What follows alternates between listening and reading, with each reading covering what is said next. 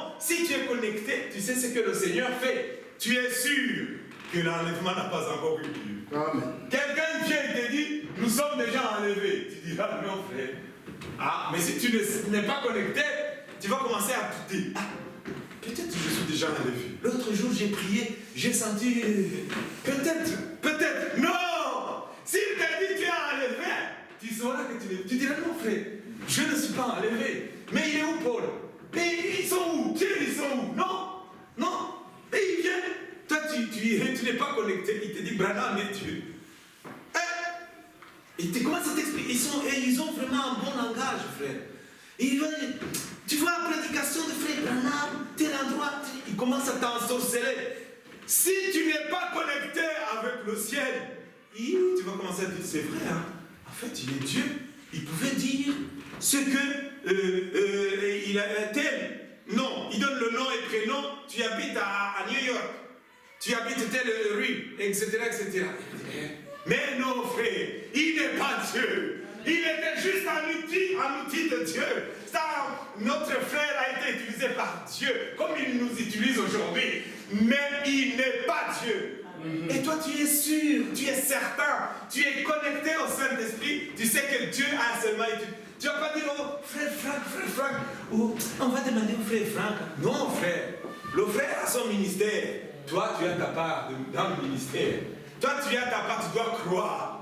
Croire à la véracité de la parole. Amen. Croire à la promesse de Dieu. Restons tranquilles et suivons la conduite du Saint-Esprit. Il dit, je ne vous ai jamais connu. Et c'est vrai, ils n'ont jamais eu le temps de prier et de se connecter. Ce n'est pas parce que tu dis, Jésus. Moi, là où je dormais, il y avait une église à côté. Ils sont là. Jésus. Ouh, Jésus. Jésus dit, mais j'ai dit, Jésus, Seigneur, tu dois être fatigué. Ils appellent toute la nuit, frère. Frère, que Dieu nous fasse grâce. Jésus. Mais tu appelles Jésus pour dire quoi? J'ai dit, oh Seigneur mon Dieu. Et après 4 heures du matin, voilà, Wakba. Tout un mélange de trucs. J'ai dit, oh, Dieu nous a fait grâce. Amen. Et ça appelle Jésus. Tu appelles Jésus dans le micro. Jésus. Tu déranges tout le quartier. Et Jésus aussi. Je t'appelle pour dire quoi? Que Dieu nous fasse grâce. N'avons-nous pas? Nous avons appelé un ton nom. Nous avons chanté. Nous avons passé des nuits en train de chanter, en train de danser. Bien-aimé, est-ce que tu as été connecté? C'est ça la plus grande question. Est-ce que nous sommes connectés au Saint-Esprit? Les enfants d'Israël, ils avaient la connexion. Ils voyaient la connexion physique. Elle était là. La colonne de feu était là. Ils la voyaient. Nous ne la voyons pas. Mais nous croyons qu'elle est là. Amen. Nous croyons que le Saint-Esprit est là pour nous conduire. Parce que Dieu nous a donné la promesse. Tu es né, tu es en Jésus-Christ.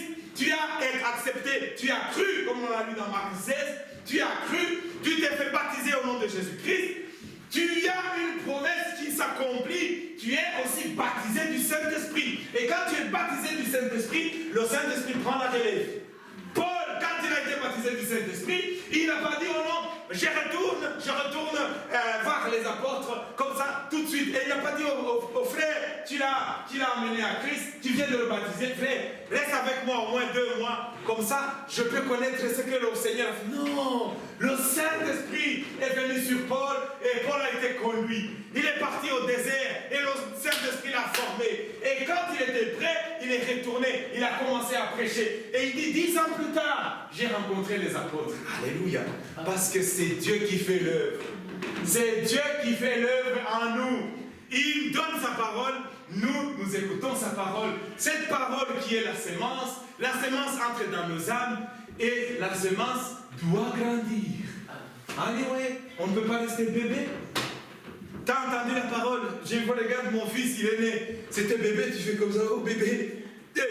À un certain moment, il fait comme ça. Il commence à s'asseoir. Maintenant, comme il s'assied, couche-lui. Il va plus accepter. Pourquoi je vais me coucher? Je sais m'asseoir. Regarde maintenant, quelques temps après, il marche. Va lui mettre maintenant couché. Il va dire non, papa. Maintenant, je sais marcher. Amen. Il va continuer à marcher. Maintenant, va lui dire, maintenant, fais ceci, va à 4 pattes. déjà dépassé toutes ces étapes. Nous aussi, avec la chrétienté, nous dépassons toutes ces étapes. Tu nais de nouveau.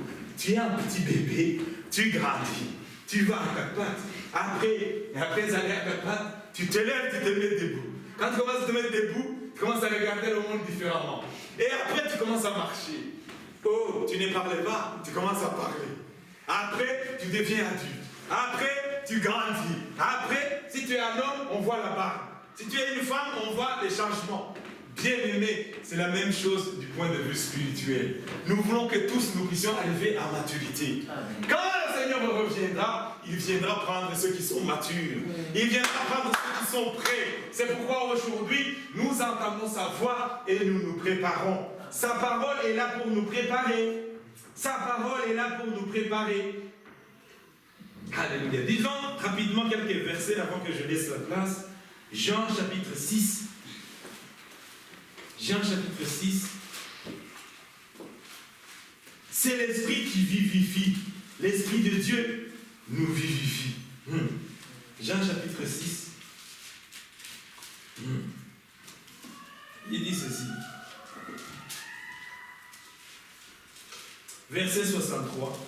C'est l'Esprit qui vivifie. La chair ne sert à rien.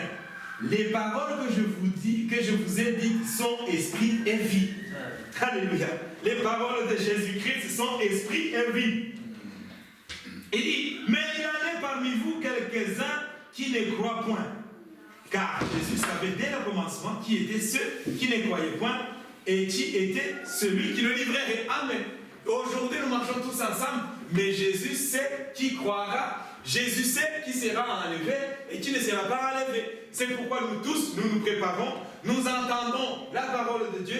Si tu es concerné, tu te laisses conduire par l'Esprit de Dieu. L'Esprit qui vivifie. C'est pourquoi, verset 65, il ajouta, c'est pourquoi je vous ai dit que nul ne peut venir à moi si cela ne lui a été donné par le Père. Et dès ce moment, plusieurs de ses disciples se retirèrent et n'allèrent plus avec lui. Alléluia. Ils ont dit, ça commence à devenir dur. Plus on avance, plus ça devient dur. C'est pourquoi beaucoup nous abandonnent. Plus on avance, plus ça devient dur, plus beaucoup abandonnent. Ne soyons pas troublés, continuons la marche. Alléluia. Continuons la marche, nous sommes presque au but. Il y en a qui vont nous combattre, continuons la marche. Il y en a qui vont nous haïr, continuons la marche. Oui, ils ont haï Jésus, c'est pas nous qui vont aimer. Hein, frère? Ils ont haï notre Seigneur, le Seigneur de gloire. C'est pas nous qui vont aimer. Les apôtres, on les a sciés, on les a coupés, on les a pendus.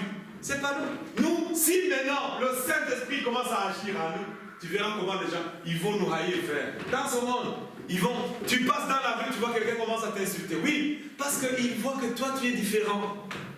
Ma soeur, toi, tu es différent. Tu seras plus attaqué par des démons que qu'une soeur qui ne croit pas. Mon frère, la même chose. Nous serons plus haïs, plus maltraités, parce que nous avons quelque chose de spécial.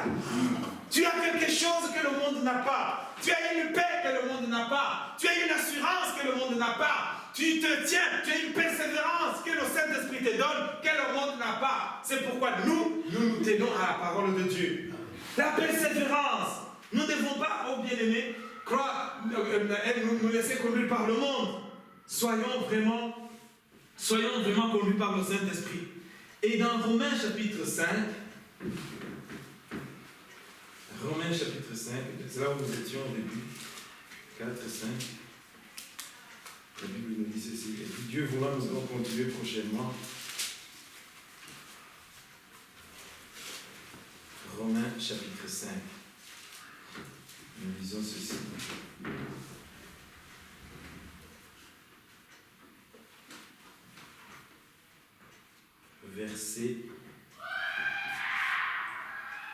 Verset 3. Bien plus, nous nous glorifions même dans des afflictions, sachant que l'affliction produit la persévérance. Alléluia. La persévérance, la victoire. La persévérance, tu persévères tu arrives à la victoire. Même ceux qui courent, ils courent, même si tu es fatigué, tu vois que tu arrives presque au bout. Tu continues plus, tu ajoutes plus d'endurance. La persévérance t'amène à la victoire. Nous, comme nous sommes aussi presque à la fin, soyons persévérants. Nous sommes victorieux. La victoire est au bout. Nous aurons la victoire. La couronne nous sera donnée. Que Dieu nous fasse grâce, que nous soyons vraiment de ceux qui croient que nous serons couronnés. Amen. La persévérance. Verset 4. La persévérance, la victoire dans l'épreuve. Oui, tu persévères, tu as la victoire dans l'épreuve. Et cette victoire,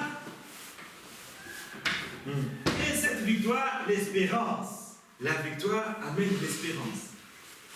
Or, l'espérance ne trompe point, parce que l'amour de Dieu est répandu dans nos cœurs par le Saint-Esprit qui nous a été donné. Alléluia. L'espérance ne trompe pas. L'amour de Dieu a été donné pour nous. Dieu nous remplit de son amour. Et quand tu es rempli de l'amour de Dieu, tu vois autrement, tu as une vision autre. Ton voisin, tu le vois autrement. Tu ne vois pas ton voisin comme si toi tu es plus haut que lui. Non. Tu vois ton voisin comme une créature de Dieu. Tu aimes ton voisin.